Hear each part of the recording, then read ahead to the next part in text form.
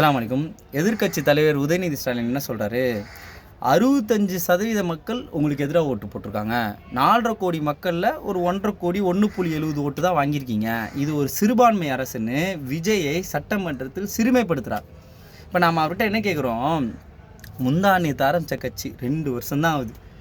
யாரு கூடி கூட்டணி இல்லை, தனியாக நின்று 108 சீட்டு ஜெயிச்சிருக்காப்புல. இது ஒரு பெரிய விஷயம்தான், மாற்றுக்கருத்தே இல்லை. நீங்கள் 50 வருஷம் பாரம்பரியம் கொண்ட கட்சி, கிட்டத்தட்ட காங்கிரஸ், விசிகா, இடதுசாரிகள் எல்லாத்தையும் உள்ளே போட்டு, முஸ்லீம் கட்சிகள் எல்லாத்தையும் உள்ளே போட்டு, திராவிட மாடல் அரசுக்கு 2500 கோடி ரூபா விளம்பர செலவு பண்ணி கடைசியில் என்னாச்சு தெரியுமா?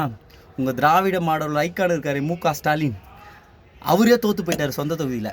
விசில் அடிச்ச அலையில் 10 தோல்வி பழனிசாமின்னு எடப்பாடியை கிண்டல் பண்ணவர் சொந்த தொகுதியிலே நக்கிட்டு போயிடுச்சு விசில் அடிச்ச அலையில்.